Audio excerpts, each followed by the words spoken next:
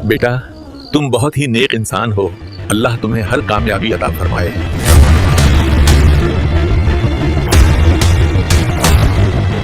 इसी वक्त उन्हें ये अजीम लक़ब सुल्तानुल हिंद भी अता किया गया और उन्हें खिलाफत आज़म अता की।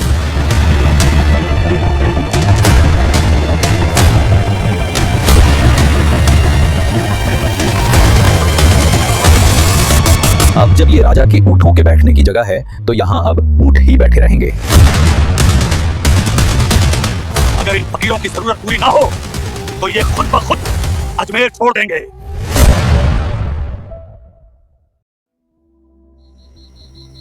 अल्लाह के इस वली ख्वाजा मोइनुद्दीन हसन चिश्ती की पैदाइश सिस्तान के संजर इलाके में हुई, जो उस वक्त ईरान और अफगानिस्तान के दरमियान था।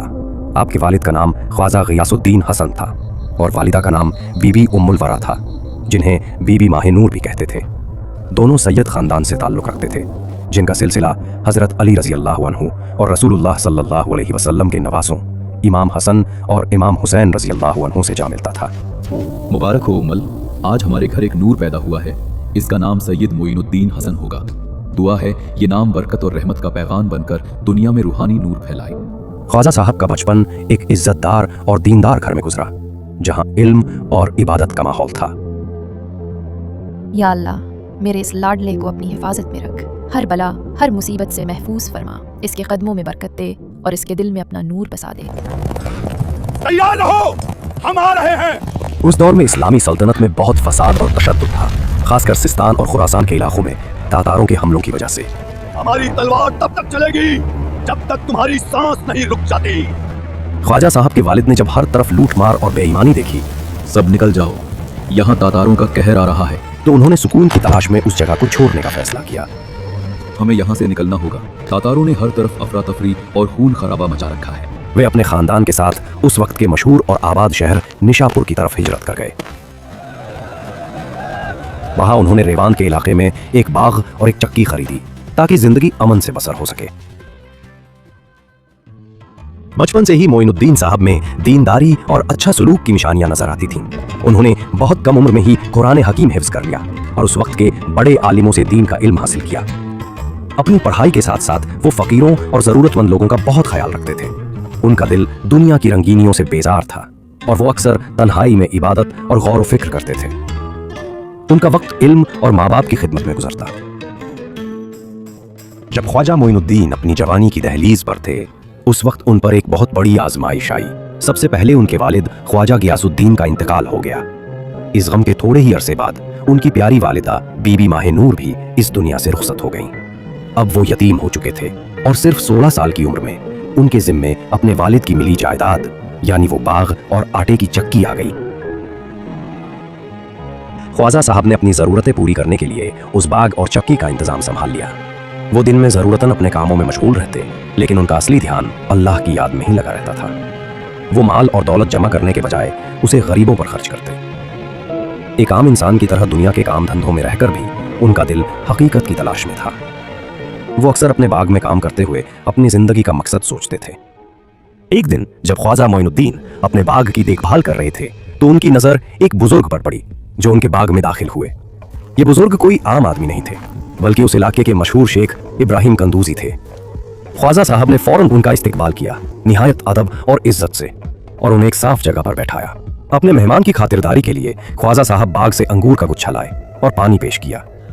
बेटा, तुम बहुत ही नेक इंसान हो। अल्लाह तुम्हें हर कामयाबी अता फरमाए। उन्होंने एक तेल की खली का टुकड़ा अपने मुंह में चबाया और फिर उसे मोइनुद्दीन साहब के हाथ में दे दिया। ख्वाजा साहब ने बिना किसी शक के उस मुबारक टुकड़े को खा लिया। जैसे ही वो टुकड़ा पेट में गया, ख्वाजा साहब के दिल की दुनिया बदल गई। ख्वाजा मोइनुद्दीन के दिल में इश्क हकीकी की आग भड़क उठी। उन्हें यह एहसास हुआ कि दुनिया की ये चंद रोज की जायदाद बेकार है और असली दौलत सिर्फ अल्लाह की मोहब्बत और मारिफत है। इस रूहानी तब्दीली के बाद उन्होंने एक लम्हे की भी देर न की। उन्होंने फौरन अपनी पुरानी विरासत, वो बाग और चक्की बेच दी। जो पैसा भी मिला वो सब बेझिझक गरीबों और मिस्कीनों में तकसीम कर दिया। वो इस तरह दुनिया के हर रिश्ते और हर बंधन से आज़ाद हो गए और एक सादा दरवेश की तरह अपने मुर्शिद कामिल की तलाश में निशापुर से निकल पड़े। दुनिया को तर्क करने के बाद ख्वाजा साहब ने अपना रूहानी सफ़र शुरू किया। सबसे पहले वो समरकंद और बुखारा जैसे मशहूर दरसगाहों में पहुंचे, जहां उन्होंने उस वक्त के बड़े उलमा से ज़ाहिरी इल्म की तालीम हासिल की। उन्होंने दीनी उलूम जैसे तफसीर, हदीस और फ़िक़्ह में महारत हासिल की, लेकिन उनका दिल तो रूहानियत की गहराइयों की तलब में था। इसी तलाश में वो एक छोटे से कस्बे में पहुंचे जहां उनका इंतजार उनके रूहानी उस्ताद कर रहे थे।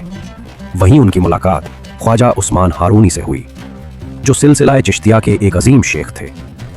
ख्वाजा मोइनुद्दीन ने फौरन उनके हाथ पर बैअत किया और उनके कदमों में खुद को सौंप दिया। यही उनकी जिंदगी का सबसे बड़ा फैसला साबित हुआ। ख्वाजा मोइनुद्दीन ने अपने मुर्शिद ख्वाजा उस्मान हारूनी की सोहबत में 30 साल की उम्र में दाखिल हुए और उनके साथ तकरीबन 20 साल तक रहे। ये पूरा अरसा उन्होंने मुकम्मल तौर पर खिदमत और फरमानबरदारी में गुजारा। वो मुर्शिद के हर हुक्म को अपनी जिंदगी का मकसद समझते थे। सफर हो या हाजिर, ख्वाजा साहब हर वक्त ख्वाजा उस्मान हारूनी के साए की तरह रहते थे। उनका सामान उठाते, उनके वुजू के लिए पानी तैयार करते और हर छोटी बड़ी जरूरत का ख्याल रखते। खिदमत के साथ साथ ख्वाजा साहब ने सख्त रियाजत भी की।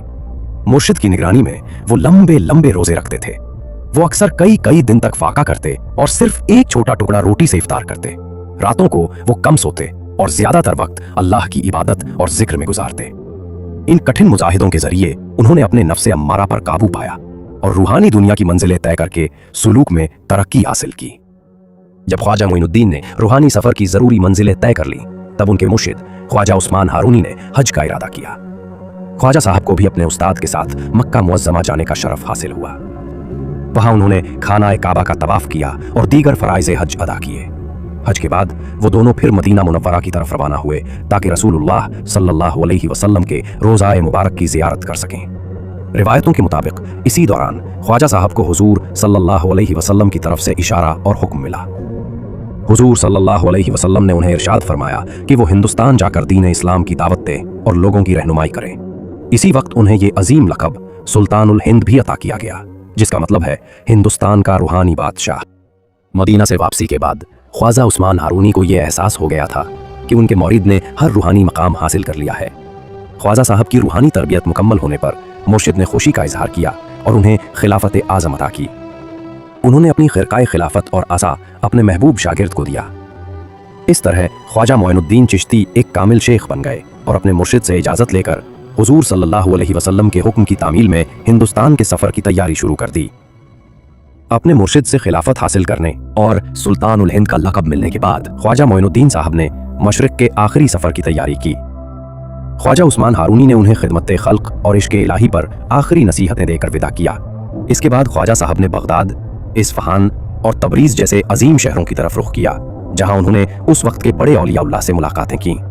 रिवायतों के मुताबिक इस दौरान उनकी मुलाकात गौसे आज़म हज़रत अब्दुल कादिर जिलानी रज़ी अल्लाहु अन्हु से भी हुई, जिन्होंने ख्वाजा साहब की रूहानी मंजिलों की तायीद की। हुजूर सल्लल्लाहु अलैहि वसल्लम का हुक्म सर आँखों पर लेकर ख्वाजा मोइनुद्दीन साहब और उनके चंद मुरीदों ने हिंदुस्तान के लिए अपना लंबा और मुश्किल सफ़र शुरू किया। ये सफ़र कई महीनों तक चला, जिसमें उन्हें पहाड़ों और रेगिस्तानों से गुजरना पड़ा। आखिर में वो खैबर पास के जरिए हिंद की सरजमीन में दाखिल हुए। हिंदुस्तान में उनका पहला बड़ा पड़ाव लाहौर शहर था। यहाँ ख्वाजा साहब ने लाहौर के मशहूर वली दातागंज बख्श हजरत अली हज़वेरी रज़ी अल्लाहु अन्हु के मज़ार पर हाजिरी दी, जिन्हें वो अपना रूहानी पेशवा मानते थे। लाहौर में ख्वाजा साहब ने दाता साहब के मज़ार के करीब एक जगह चिल्ला किया। यहाँ वे कई दिनों तक मुराकबा और इबादत में मशगूल रहे, जहाँ उन्हें हिंदुस्तान के अजीम मिशन के लिए और रूहानी ताकत मिली। इसी चिल्ले के दौरान उन्होंने हजरत दाता साहब की शान में एक मशहूर फारसी शेर भी कहा। गंज बख्शे फैज़ आलम मजहर नूर खुदा नाकिसारा पीर कामिल कामिलारा रहनुमा।